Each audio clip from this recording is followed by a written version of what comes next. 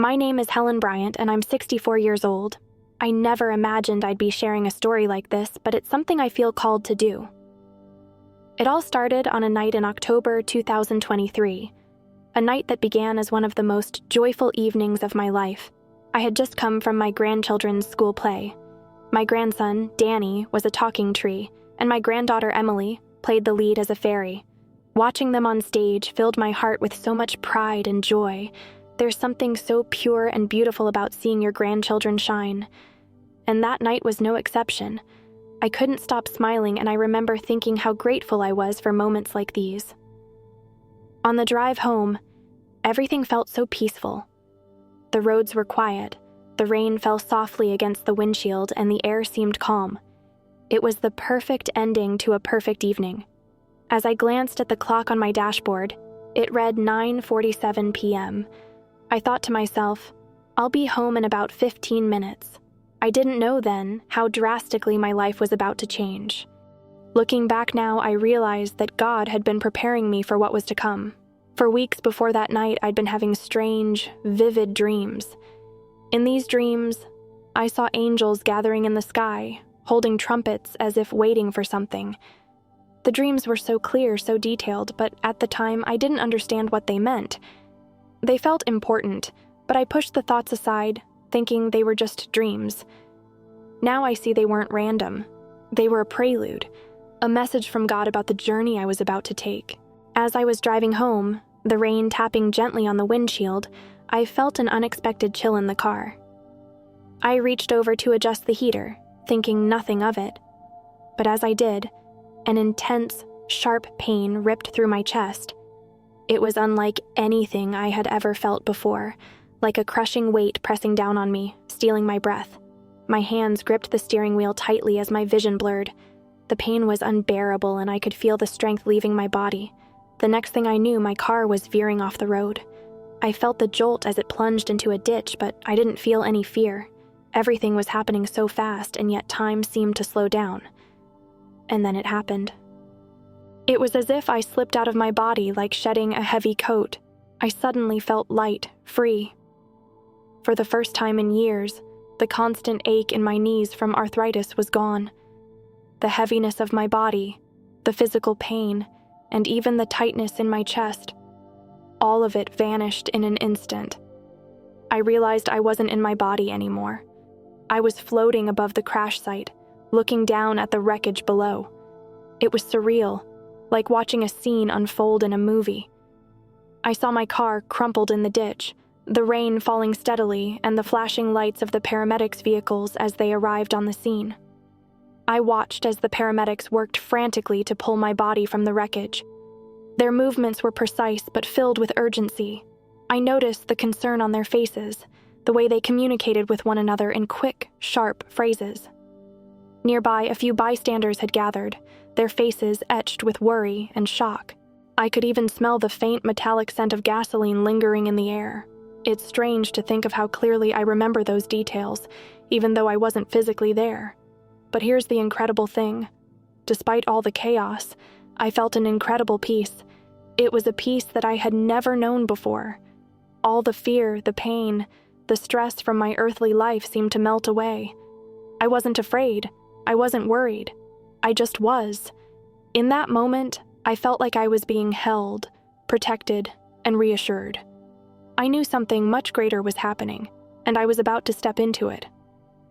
As I floated above the crash site, watching the paramedics work and the rain continue to fall, the scene began to fade. It wasn't sudden or jarring, more like the edges of a photograph softening until it disappears completely. And then, I found myself in a completely different place. It's hard to put into words what this place was. I'd describe it as a space between spaces. It wasn't Earth, but it wasn't heaven either. Not yet. Everything around me was bathed in light, but it wasn't just any light. This light was alive. It pulsed gently, as if it had its own heartbeat. It carried energy, love, and an unmistakable sense of purpose, wrapping around me like a warm embrace. There were no walls, no horizon, just this radiant, living light that seemed to stretch endlessly in every direction. Yet I didn't feel lost or overwhelmed. I felt at home, as if this was where I had always been meant to be. And then, I noticed the colors. I don't think we have words in our language to fully describe what I saw. The colors in this space were unlike anything I had ever experienced on Earth. They weren't just vibrant, they were alive. Each hue seemed to carry its own emotion, its own energy. Blues that radiated calm, golds that shimmered with joy, and greens that pulsed with life itself. There were colors I didn't even have names for, colors that seemed to exist beyond the spectrum we know. Each one moved and blended in ways that filled me with awe and wonder, as if they were telling a story or singing a song without words. I felt like I could stay there forever, just watching the light and colors dance around me. Every moment was filled with beauty and peace beyond anything I had ever known. But even in the calm of this place, I sensed something more. There was a purpose to it all, a reason I was there. It wasn't just a place to rest, it was a transition, a doorway to something far greater. As I stood in this space of radiant light and living colors, completely captivated by the beauty around me, I heard something that stopped me in my tracks. It was my name. Helen. The voice was unlike anything I'd ever heard before. It wasn't loud, but it carried a power that resonated through every part of me. It was authoritative, commanding even, yet overflowing with love.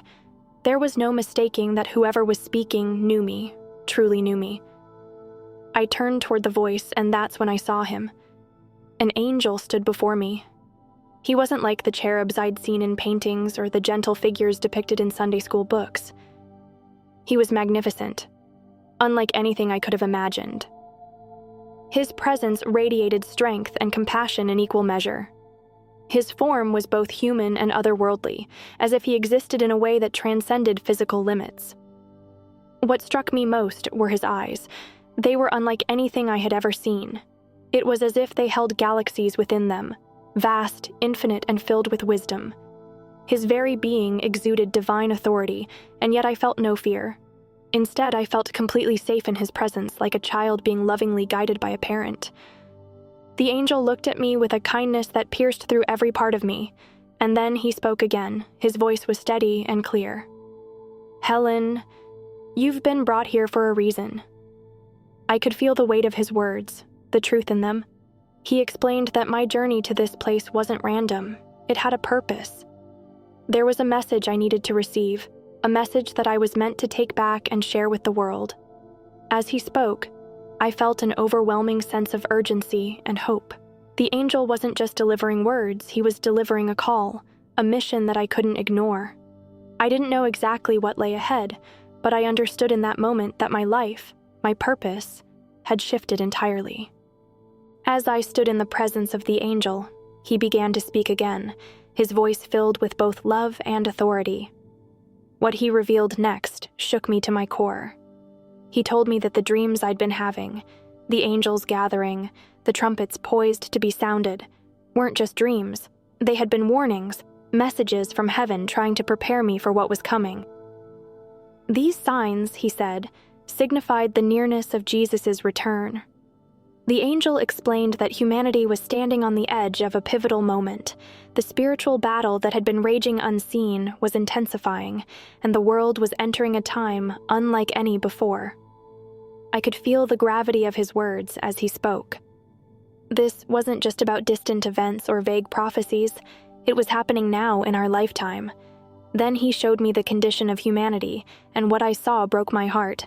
I saw people consumed by fear, running from one thing to the next, trying to find security in all the wrong places. I saw how materialism had taken hold of so many hearts, pulling people into a constant chase for more money, more possessions, more status, and I saw how others were completely distracted, lost in the noise of the world, unaware of how far they'd drifted from God. These weren't evil people. They were just asleep, blind to the truth that was right in front of them. And as I watched, I felt an overwhelming sadness. They didn't realize how unprepared they were for the trials ahead. The angel turned back to me, and his voice carried a sense of urgency that I could feel in my very soul. "The time to turn back to God is now," he said. "There's no more time to wait, no more time to delay. Repentance, faith, and a personal relationship with Christ. These are what will prepare people for what's to come." His words weren't harsh or condemning. They were full of love, like a father pleading with his children to come home before it's too late. And in that moment, I understood the weight of the message I had been given. The angel wasn't just showing me these things for my own understanding. He was calling me to action. This was a warning, a call to wake people up, to help them see what I had seen. The time was short, and the world needed to be ready for the return of Jesus. As the angel finished speaking, I became aware of a presence unlike anything I had ever felt before. It was powerful and overwhelming, yet it didn't frighten me. Instead, it filled me with an indescribable peace and love. It was him, Jesus. I didn't see him directly, but I didn't need to. His presence was unmistakable. It was as if the very air around me was alive with his love and authority. In that moment, I knew that he was near, and every part of my being felt his touch. I can't fully explain what it was like to be in his presence. It was as though he could see every part of me, my thoughts, my struggles, my sins, and yet his love for me didn't waver. There was no judgment in his presence, only compassion. I felt fully known and fully loved in a way that I had never experienced before. His love was unlike anything on earth. It wasn't just a feeling, it was a force, a truth that resonated deep within my soul. At the same time, his authority was undeniable. It wasn't harsh or domineering, but it was absolute. There was no question that he was in control, that he was the King of Kings and the source of all truth. Then, without words, he impressed something onto my heart. I knew why I had been brought to this place. My experience wasn't just for me. It was a mission. Jesus was calling me to share what I had seen, to tell others about his love, his truth, and the urgency of the times we are living in. He wanted me to help wake people up, to show them that they are loved beyond measure, and that the time to prepare for his return is now. This wasn't just a suggestion, it was a calling. I felt the weight of it, but it wasn't a burden. It was a privilege, an honor to be entrusted with this message. As his presence began to fade, I felt a renewed sense of purpose. I knew that my life would never be the same. From that moment on, everything I did, everything I said, would be in service to the mission he had given me. And then, just like that, I was back. The next thing I remember was opening my eyes to the bright lights of the hospital. Everything felt heavy. My body, my chest, even my breathing, but I was alive. Later, I learned that I had been clinically dead for several minutes before the paramedics managed to revive me. I felt weak, like my body was a shell barely holding me together. But inside, I felt transformed. My spirit was alive in a way it had never been before. I couldn't stop thinking about what I had experienced, the light, the angel, the message, and most of all, the overwhelming presence of Jesus. As I lay in that hospital bed, I knew my life could never go back to the way it was. I had been shown the truth, and I couldn't keep it to myself. The calling I felt in that moment was undeniable. From that day forward, I made it my mission to share my testimony. I began speaking to anyone who would listen about the love and truth of Jesus Christ. I told them about the spiritual battle that's unfolding around us and the urgent need to turn away from worldly distractions and draw closer to God. This wasn't just my story, it was a message for all of us. We are loved beyond measure, but we need to wake up. We need to align ourselves with God's truth and prepare for the return of Jesus. If my story touched your heart or made you think, I ask you to share it with someone who might need to hear it. And if you feel moved, please take a moment to like this video, subscribe to this channel, and click the notification bell so you won't miss any future testimonies. Together, we can help spread the message of God's love and truth to a world that desperately needs it. Thank you for watching, and may God bless you and guide you in your journey of faith.